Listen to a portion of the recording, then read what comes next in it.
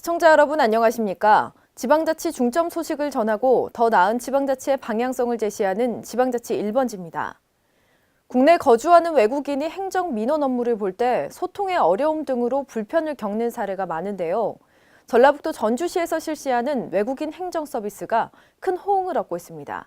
김순균 기자의 보도입니다. 전라북도 전주시에서 외국인을 위한 행정 업무 편의 지원이 큰 호응을 얻고 있습니다. 전주시는 관내 거주 외국인 인원의 민원 처리 접근성 향상을 위해 지난 27일부터 민원 서식 해석본을 제공하고 공공기관에서 활용하고 있습니다. 이전에는 결혼 이민자들이나 외국인 인원들이 민원 업무를 통해 통역을 대동하거나 소통에 어려움이 많아 업무가 지연되는 경우가 많았지만 이번 민원 해석본을 통해 불편한 점이 개선되었다는 입장입니다. 이 서비스를 시행해 보니까 반응이 아주 좋고 원활하게 통역이 되어서 외국분들의 호응이 좋습니다. 민원 서식 해석본은 혼인신고 및 출생신고 등 주로 실생활에 밀접한 서식들이 번역되어 있고 그에 따른 다양한 유의사항도 함께 구성되어 있습니다. 외국인들이 우리 민원 떼러 우리 창구에 오시면 아주 편리하게 이렇게 떼고 있고요. 저희가 지난 27일부터 시행해 본 결과 이거 너무 좋다. 반응이 아주 좋습니다. 그래서 앞으로 더 확대해 나갈 계획입니다. 전주 민원실 관계자는 앞으로도 다양한 분야에 이러한 서비스를 확대 제공해 외국인 인원의 불편을 해소한다는 방침입니다. KLN 김승균입니다. 호남 KTX가 개통된 지 1주년을 맞아 한국교통연구원과 전북연구원이 기념 세미나를 개최했습니다. 분석 결과 이용객과 총 통행량 증가로 전북 경제 성장에 보탬이 된 것으로 나타났습니다. 유희광 기자의 보도입니다. 호남 KTX가 개통한 이후 1년 만인 2016년 KTX 이용객과 총 통행량의 증가로 전북 경제 성장에 효자 노릇을 하고 있습니다. 한국교통연구원과 전북연구원은 도청에서 송하진 도지사 및 관계자들이 참석한 가운데 5월 31일 호남 고속철도 개통 1주년 기념 세미나를 개최했습니다. 세미나에서는 호남 KTX 1년 성과를 평가하고 호남 KTX 구간의 통행 패턴 변화 및 역별 영향권, 접근 교통 체계를 분석해 KTX 기반 지역 발전 사례를 검토해 향후 전북 발전 방향을 모색하는 시간을 가졌습니다.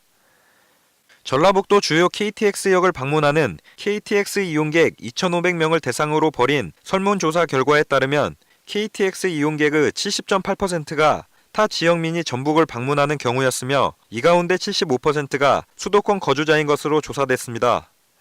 이로 인한 전북 방문객들의 도내 소비 활동으로 1,394억 원의 생산과 2,595명의 고용, 679억 원의 부가가치가 유발됐으며 이 가운데 37.1%는 교통 대체 효과를 감안한 순 증가로 인한 효과인 것으로 나타났습니다. 이에 따라 지역 내 산업 생산 증가에 따른 가계소득 및 정부 세수, 투자가 증가했고 산업 수요를 추가 발생시켜 산업 생산 증가로 이어지는 선순환 효과로 이어지게 됐습니다.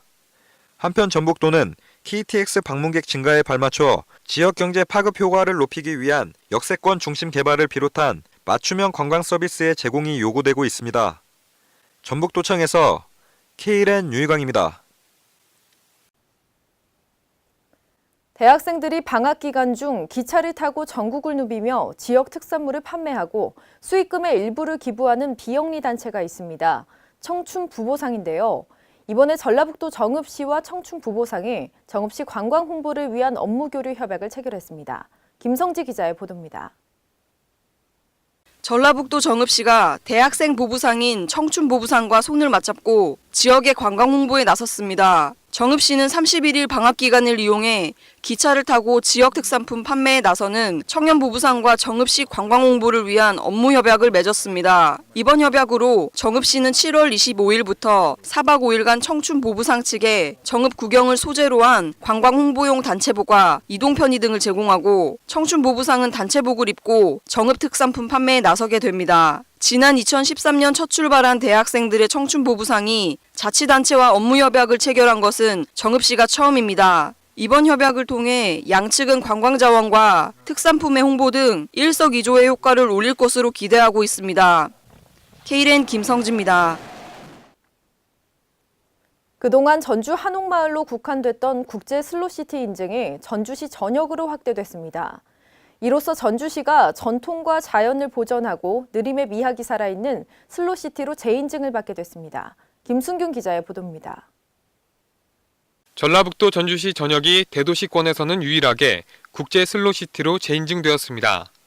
이에 따라 전주시는 연간 1,000만 명이 방문하는 전주 한옥마을을 중심으로 국제 슬로시티로서의 위상이 높아짐과 함께 다양한 관련 정책을 펼치게 됩니다. 김승수 전주시장은 31일 시청 브리핑룸에서 기자회견을 갖고 전주시가 5년마다 이루어지는 슬로시티 평가에서 노력을 인정받아 이번에 전주시 전역으로 권역이 확대돼 재인증을 받게 됐다고 말했습니다. 한옥마을에만 국한되었던 슬로시티의 범위도 전주 전역으로 확대되어서 재인증되었습니다. 그간 한옥마을은 우리의 자랑이기도 하지만 많은 걱정이기도 했습니다. 너무나 많은 관광객들이 몰려오고 상업화가 급속하게 진행되면서 과연 슬로시티 재인증을 받을 수 있을까 많은 분들께서 함께 걱정해 주셨습니다. 그래서 한옥마을 주민 서포터스를 중심으로 자정활동을 벌이기 시작했고 방문객 수용태세 개선과 평가 항목에 대한 체계적인 대처로 슬로시티 재인증을 받게 된 것입니다. 아울러 이번 인증평가에는 주민들의 자발적인 노력과 함께 전주시가 한옥마을 수용태세 개선과 금연거리 지정 등 다양한 사업들을 해온 점이 이번 재지정 평가에 반영된 것으로 전해졌습니다. K1N 김승균입니다.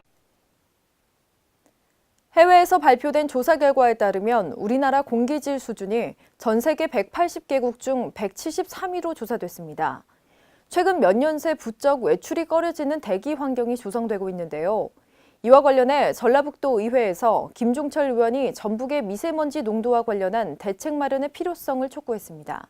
유희광 기자의 보도입니다. 전라북도의 초미세먼지 농도가 갈수록 높아지고 있는 가운데 전북도의회 김종철 의원이 전북도의 대책 마련을 촉구하고 나섰습니다. 김 의원은 31일 열린 전라북도 의회 임시회 본회의 5분 자유 발언을 통해 이같이 요구했습니다. 지역별 미세먼지 오염 기준으로 볼 때 전북의 경우 타 시도와 비교해 오염도가 최고 수치를 웃돌고 있다며 이는 도내 등록 차량 83만 대 중 경유차가 절반에 가까운 45.7% 38만 대를 차지하고 있고 2005년식 이전 경유 차량이 전체의 31%인 12만여 대를 차지하고 있음을 이유로 설명했습니다. 덧붙여 서울 및 수도권 등에서는 2005년식 이전 경유차가 매연 검사 기준을 초과할 경우 10%만 자부담시켜 매연 저감 장치를 장착할 수 있도록 해놓았지만 전북은 이 같은 지원 정책이 마련돼 있지 않은 실정이라며 이는 전북이 타도에 비해 심각한 대기오염 수치를 기록할 수밖에 없는 원인이다 말했습니다. 이러한 조사 결과를 토대로 김종철 의원은 대기 환경의 질 개선을 위한 전북의 환경정책과 범도민적 캠페인이 활성화되도록 특단의 대책 마련을 강조했습니다. 전북도청에서 K1N 유희광입니다. 전라북도 정읍시의 인구는 1967년을 정점으로 지속적으로 감소해왔습니다. 지난해부터는 15만 명 선마저 붕괴돼 정읍시가 이를 회복하기 위해 적극 나섰습니다. 김성지 기자의 보도입니다. 전라북도 정읍시는 인구 감소에 대비해 인구 15만 명 회복 운동에 나섰습니다. 정읍시는 30일 정읍시청 5층 대회의실에서 기관단체 기업체 대표 및 실무 담당자 50여 명이 참석한 가운데 정읍 인구 15만 회복을 위한 기관단체 기업체 간담회를 가졌습니다. 이날 간담회에서 김생기 시장은 2018년까지 전략적인 인구 회복 시책이 필요하다고 강조했으며 참석한 기관단체 기업체 대표들은 인구 감소 상황에 공감하며 인구 회복 시책에 적극 협력함으로써 정읍시 미래성장 동력 창출을 위해 최선을 다해 노력할 것을 다짐했습니다. K1N 김성지입니다.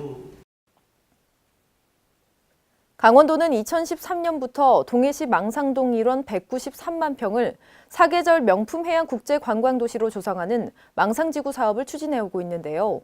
이번에 망상지구 사업의 개발 방향을 제시하는 마스터 플랜 수립 내용이 공개됐습니다. 김순균 기자의 보도입니다. 강원도가 망상지구 개발 방향을 제시하는 마스터 플랜 수립 내용을 공개했습니다. 동해안권 경제자유구역청에 따르면 마스터 플랜은 망상지구 개발 사업 시행자인 동해개발이 지난해 7월부터 계획 수립에 착수한 이후 약 10개월에 걸쳐 수립되었습니다. 이번 마스터 플랜을 통해 도시의 미래 모습을 미리 추상해 도시 개발 방향, 도시 형태 등 기본 골격을 정하고 향후 도시의 큰 방향과 함께 도시 개발의 근간을 마련하게 됩니다. 한편 이번에 공개된 마스터 플랜은 6월부터 한 달간의 보완 기간을 거쳐 실시 계획 수립에 반영하게 됩니다.